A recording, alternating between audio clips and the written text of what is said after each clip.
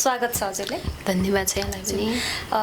तपाईँ मन्त्री बन्ने कुरा अलि पहिलेदेखि चलिरहेको थियो, अहिले मन्त्री बन्नुभयो, सरकारमा पहिलोपटक सहभागी हुँदाखेरि कस्तो लागिरहेको छ? म त खुसी हुने भइहालेँ होइन, यो खुसीको कुरा पनि हो। अब मेरो दल, मेरो पार्टीलाई म धन्यवाद पनि दिन चाहन्छु, किनकि महत्त्वपूर्ण मन्त्रालयको जिम्मेवारी मैले वहन गरिराखेको छु। यसको लागि अब एकातिर म आफैमा खुसी छु भने अर्कोतिर अब यो जिम्मेवारी म पुरा गर्न सक्छु कि सक्दिनँ भन्ने चुनौती पनि म भित्र होइन, म माथि उब्जिएको छ। तर मलाई के लाग्छ भने म गर्न सक्छु भन्नेमा म ढुक्क छु र यो निर्णयप्रति अर्थात् दलले दिएको जिम्मेवारी, पार्टीले दिएको जिम्मेवारीप्रति म खुसी नै छु र म पार्टी दलप्रति आभारी पनि छु। हजुर, पछिल्लो पटक मन्त्री फेरबदलको कुरा अलि आलोचना पनि भयो। तपाईलाई मन्त्री बनाउनको लागि माओवादीले सबै सांसदलाई पालो पुर्याएको भन्ने पनि छ, सत्य के हो बताइदिनुहोस् न। होइन, पालो पुर्याउने भन्ने भन्दा पनि पछिल्लो स्थितिमा आउँदाखेरि अब हिजो सुरुको कार्यकालदेखि नै, सुरुको चरणदेखि नै माओवादी पार्टीले समावेशिताको सिद्धान्तलाई अँगालेको थियो होइन, क्याबिनेटमा पठाउँदाखेरि। त्यसरी आउँदाखेरि अहिले फेरि पनि अब यो पछिल्लो लास्ट चरणमा जो हामीले माननीय वीरबहादुर शाहलाई पर्यटन मन्त्रीमा पार्टीले पठाए, त्यति बेला पठाउँदै गर्दाखेरि होइन एउटा प्रकारको प्रश्न उब्जियो सरकारप्रति होइन।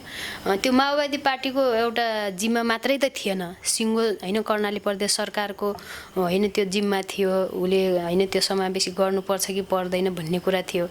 तर फेरि पनि समावेशी समानुपातिक सिद्धान्तको एउटा महत्त्वपूर्ण होइन संस्थापक, त्यसलाई सिर्जना गर्ने, स्थापित गर्ने जिम्मेवार पार्टी माओवादी पार्टी भएको कारणले गर्दाखेरि उच्च अदालतको सम्मान गर्दै, उच्च अदालतले जे स्टे अर्डर गरेको थियो त्यसको पनि सम्मान गर्दाखेरि हामी यो जिम्मेवारीमा आइपुगेका हौँ। त्यस्तो खासै अब होइन पालो हुनलाई लास्टमा हामी दुईजना मात्रै बाँकी हुँदा र अहिले दुईवटा मन्त्रालयमा आउँदाखेरि त्यो बाहिर त्यो अर्थ लागेको छ, खास त्यो होइन।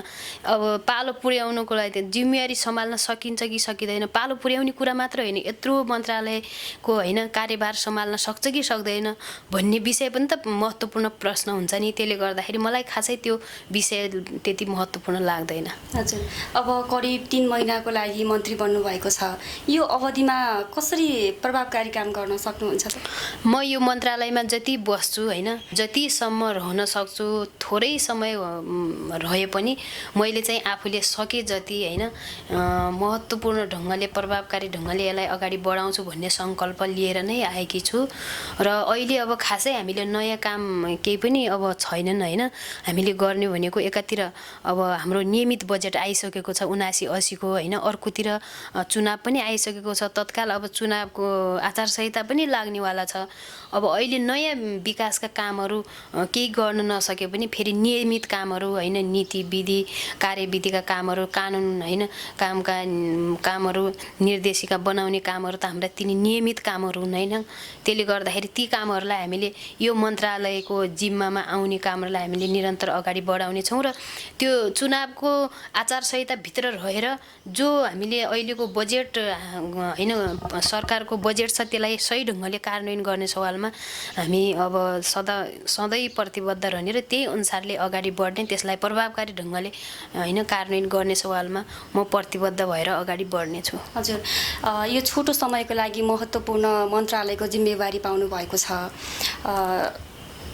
तपाईँका योजनाहरू चाहिँ के छन्?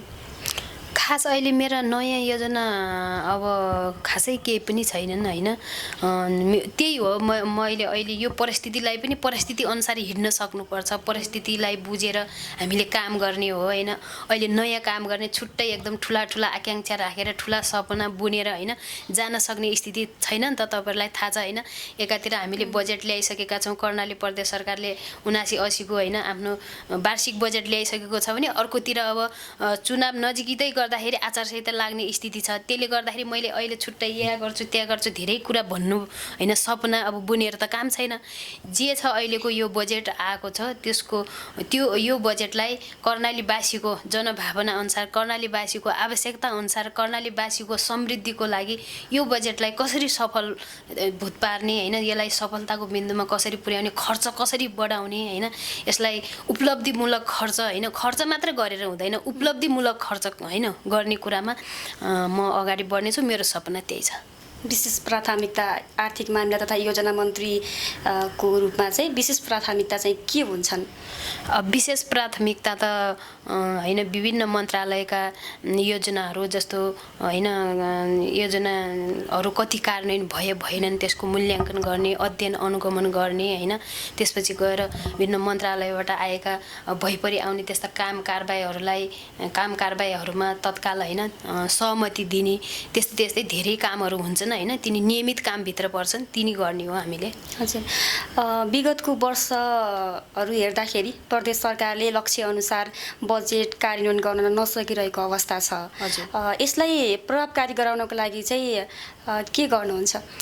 यस्तो हो, विगत अब हामी त पहिलो सङ्घीयता कार्यान्वयनको पहिलो संस्थापक यो संस्थामान भन्नुपर्छ होइन, कर्णाली प्रदेश सरकार अब सभा म आफै पनि अब यो संस्थाको पहिलो सदस्य हो होइन, पहिलो संस्थापक सदस्य मानिन्छु। हामी 40 जना छौँ होइन। सुरुमा अब अप्ठ्यारो हुन्छ, कुनै पनि काम एक पाइलाबाट सुरु गर्दाखेरि गाह्रो हुन्छ, चुनौती हुन्छ होइन, समस्याहरू आउँछन्। हामीलाई पनि त्यही भएको हो, केही होइन हामीमा सङ्घीयता सञ्चालनका केही ज्ञानका कमी थिए, केही हामीसँग संरचनाका होइन साङ्गठनिक संरचनाका कमीहरू थिए, केही टेक्निकल प्राविधिक कमीहरू थिए। त्यही बिचबाट पनि हामीले प्रतिकूलता भित्रबाट पनि काम गर्दै जाँदाखेरि हामीलाई सजिलो बाटो हिँड्दाखेरि जति गतिमा हामी लक्ष्यमा पुग्न सक्छौँ, अप्ठ्यारो बाटो हिँड्दाखेरि त्यही गतिमा हामी पुग्न सक्दैनौँ नि त।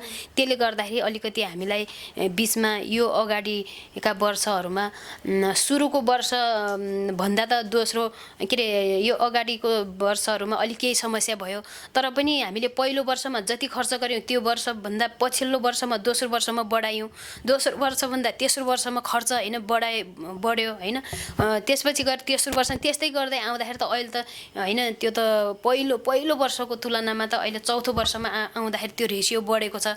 र यो अन्तिम कार्यकालमा पनि हाम्रो अब हुन त यो बिचमै पनि अब चुनाव हुन्छ, अर्को सरकार आउँछ होइन, त्यो बेलासम्म अब अवधिको हिसाबले हामी कति गर्न सक्छौँ त होइन, जति सक्यो छिटो गर्ने। अब चुनावको बिचबाट पनि चुनावलाई असर नपर्ने गरी त्यो नीति विधिभित्र रहेर जति सक्यो हामीले त्यो अवधिभित्र हामीले कति गर्न सक्छौँ हामी लाग्नेछौँ। हजुर, समृद्ध कर्णाली बनाउने कुरा उठाएको पनि 5 वर्ष भयो। यो अवधिमा अपेक्षित रूपमा काम हुन सकेन, जनगुनासोहरू पनि आइरहेको हुन्छ होइन। यो काम गर्दाखेरि चाहिँ चुनौतीहरू चाहिँ कस्तो देख्नुहुन्छ नि? चुनौतीहरू हुन्छन्, काम गर्दाखेरि नयाँ पुराना चुनौतीहरू हामीले सामना गर्दै गरेका हुन्छौँ, नयाँ चुनौतीहरू थपिँदै जान्छन्, नयाँ पुराना कामहरू हामी सम्पन्न गर्दै गइरहेका हुन्छौँ, नयाँ कामहरू गर्नुपर्ने हुन्छ, नयाँ समस्या हामी हल गर्दै गइरहेका हुन्छौँ, नयाँ समस्या के अरे पुराना समस्याहरू हल गर्दै गइरहेका हुन्छौँ, नयाँ समस्याहरू होइन उब्जिरहेका हुन्छन्। मानव जाति यसैमा अभ्यस्त हुँदै यो स्थितिसम्म पुगेको त हो नि होइन। एउटै काम पुरा गर्न बित्तिकै सन्तुष्टि मैले पुरा गरेँ भनेर छपक्क बसेको भए सायद आज हामी यो प्रविधि होइन सञ्चार के अरे विज्ञान प्रविधिको जमानामा आउने थिएनौँ। यहीसँगै मान्छे असन्तुष्टि हुँदै काम गर्दै जान्छ होइन, आफूले गतिविधि गर्दै जान्छ, त्यो गतिविधि आफ्ना कामप्रति आफ्ना कार्यप्रति ऊ एकदम असन्तुष्ट हुँदै जान्छ, अझ उसलाई होइन केही न केही गर्नुपर्छ भन्ने कौतूहलता हुन्छ, अझ सक्रिय हुन्छ। त्यसै गरी आउँदाखेरि मानव जाति योसम्म पुग्यो हो होइन।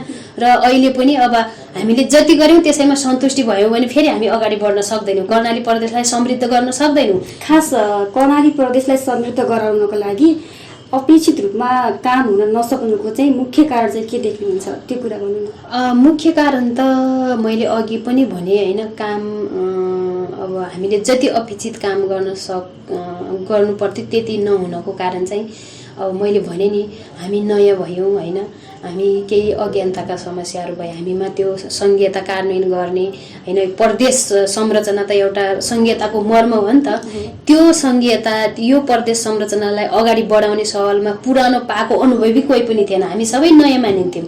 होइन। त्यसले गर्दाखेरि हामीलाई त्यो ज्ञानको कमी थियो, केही प्राविधिक समस्याहरू, कर्मचारीको होइन दक्ष जनशक्ति थिएन कर्मचारी तन्त्रतिर।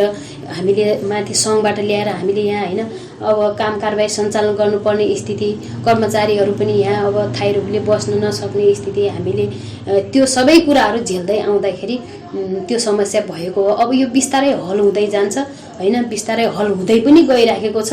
मुख्य समस्या यिनी रहे होइन। अब एउटा त दक्ष जनशक्ति नहुनु, अर्को सङ्घीयता कार्यान्वयन गर्ने सवालमा अनुभव नहुनु होइन, त्यो प्रकारको ज्ञान नहुनु, अर्कोतिर पहिलो संस्था होइन, पहिलो यो संरचना भएको कारणले विभिन्न खालका होइन साङ्गठनिक संरचनाहरूको अभाव हुनु, त्यसपछि कानुन नहुनु होइन। पहिलो कुरा त हामीले यसलाई सञ्चालन गर्नको लागि हाम्रो आवश्यक कानुन निर्माण गर्नुपर्थ्यो। त्यो कानुन निर्माण गर्दैमा हाम्रो केही समय त्यतै गयो। त्यसले गर्दाखेरि केही 2-4वटा समस्याहरूले गर्दाखेरि यो अगाडि होइन हामीले सोचे जति, जनताले अपेक्षा गरे जति, हामीले जनतामा व्यक्त गरेका प्रतिबद्धता जे थिए त्यो अनुसार हामीले गर्न सकेनौँ। र अब एउटा गोरेटो बनिसकेको छ, एउटा बेस हामीले बनाइदिएका छौँ 5 वर्ष कार्यकालमा। यो बेसमा टेकेर पछि आउने सरकारले तीव्रतामा काम गर्नेछ भन्ने हामीलाई लागेको छ। जनताका आवश्यकता आकाङ्क्षाहरू पछि आउने सरकारले चाहिँ अलि हाम्रोभन्दा विद्युतीय गतिमा गर्ला भन्ने नै हामीलाई विश्वास छ। हजुर, कर्णाली प्रदेशलाई समृद्ध प्रदेश गराउनको लागि चाहिँ के कुरामा ध्यान दिनुपर्छ होला? प्रदेशलाई समृद्ध गराउनको लागि त पहिला यो प्रचुर सम्भावना भएको कर्णाली प्रदेश छ होइन। यी सम्भावनाहरूलाई वास्तविकतामा बदल्न सक्नुपर्छ। यहाँ धेरै होइन जडीबुटीलेदेखि लिएर होइन विभिन्न जलस्रोतका कुराहरू छन् यहाँ होइन। त्यस्तै गरेर अब यसलाई त सुनको टुक्रा भने पनि हुन्छ क्या होइन। यो सुनको टुक्रालाई हामीले कसरी फोड्न सक्छौँ, कालीघट कस्ता जन्माउँछौँ अर्थात् कस्ता जन्मिन्छौँ होइन, यो सुनलाई हामीले कस्ता गहनामा बदल्न सक्छौँ होइन भन्ने कुराले नै निर्धारण गर्छ होइन। त्यो गरेपछि मात्रै हामीले यहाँ भएका जल जडीबुटी होइन प्राकृतिक स्रोत साधनलाई सही ढङ्गले हामीले व्यवस्थित गर्न सक्यौँ, परिचालन गर्न सक्यौँ, त्यही प्रकारका नीति नियम कानुनहरू बनाएर अगाडि बढ्न सक्यौँ, यहाँ भएको चिजहरूलाई बाहिर हामीले होइन निर्यात गर्न सक्यौँ भनेपछि मात्रै हाम्रो होइन कर्णाली समृद्ध हुन्छ र त्यो गर्न पनि सकिन्छ। यो पहिलो कार्यकाल पहिलो चरणको अभ्यास भएको कारणले अलि अन्यलता होइन, हाम्रो आफ्नै आय स्रोत छैन प्रदेश सरकारको, हामीले माथि सङ्घको होइन सङ्घले दिएको अनुदानमा चल्नु परेको छ होइन। हामीले आफ्नै आय स्रोत बनाउनु पर्छ। प्रदेश सरकारले आय स्रोत बनाउने सम्भावना छ कि छैन भन्दाखेरि आय स्रोत बनाउने सम्भावना थुप्रै छन्। ती सम्भावनाहरूलाई पहिचान गरेर व्यवस्थित ढङ्गले परिचालन गर्ने हो भने सकिन्छ होइन, समृद्ध कर्णाली हुन्छ। प्रदेश सरकारको पहिलो कार्यकाल अब सकिँदैछ, अब धेरै समय पनि छैन। यो बाँकी रहेको अवधिमा प्रदेश सरकारबाट नागरिकहरूले के अपेक्षा भनौँ न, नागरिकले चाहिँ के अपेक्षा गर्न सक्छन् अब यो बाँकी अवधिबाट? अब यो बाँकी अवधि त हाम्रो लागि थोरै छ होइन। हामी चुनावमा तत्काल जाँदैछौँ, सायद अब काम कारबाहीहरू त्यस्ता एकदम नयाँ काम कारबाही होइन नयाँ गतिविधि सरकारले गर्न सक्दैन पनि होइन। त्यो भित्र आचार संहिताभित्र बस्नुपर्छ। तर अहिलेसम्म जे भए तिनी उपलब्धिमूलक नै छन्। र अब यो बिचमा चाहिँ हामीले जो योजनाहरू हामीले तर्जुमा गरेका छौँ, जुन उद्देश्य लिएर, ती पनि जनतालाई जनताको आवश्यकता ठानेर होइन, जनताप्रति प्रतिबद्धता भएर जनताको भावनालाई होइन आत्मसात गरेर सरकारले जुन प्रकारका योजनाहरू होइन निर्माण गरेको छ, जुन प्रकारका योजनाहरू तर्जुमा गरेको छ, त्यसलाई हामीले सही ढङ्गले कार्यान्वयन गर्न सक्यौँ भने यति बेला महत्त्वपूर्ण काम हाम्रो त्यही हुन्छ। अर्को कुरा केही होइन विधेयकहरू समितिमा छन्, थोरै अब त्यसलाई अगाडि बढाउन सकियो भने त्यसले पनि अब यो कर्णाली प्रदेश सरकारको कार्यकालको एउटा महत्त्वपूर्ण पाटो त्यसले पनि झल्काउनेछ। अहिले त्यति नै काम हुन सक्छन्, अरू बाँकी त अब हामीले आउने पिँढीलाई छोडेर जाने हो। हजुर, हामी कुराकानीको अन्तिममा आएका छौँ। अन्तिममा मैले हजुरलाई सोध्न भुलेको कुरा अथवा तपाईँलाई चाहिँ भन्न मन लागेको केही कुराहरू छ भने अन्तिममा केही भन्न चाहनुहुन्छ? खासै छैन। तपाईँले अहिलेको परिस्थितिसँग मेल खाने महत्त्वपूर्ण कुराहरू, हाम्रो सरकार होइन प्रदेश सरकारसँग मेल खाने महत्त्वपूर्ण कुराहरू सोधिसक्नुभयो। यो जे होस् अब जनतामा पुर्याउने जुन मौका दिनुभयो होइन। म अब अहिले भर्खर मन्त्रालय सम्हाल्दै गर्दाखेरि सरकारको तर्फबाट जे अब तपाईँले मलाई बाहिर जनताहरूमा एउटा प्रकारको मेसेज दिने वातावरण बनाउनु भयो, त्यसको लागि म धेरै धन्यवाद दिन चाहन्छु। समयको लागि धेरै धन्यवाद।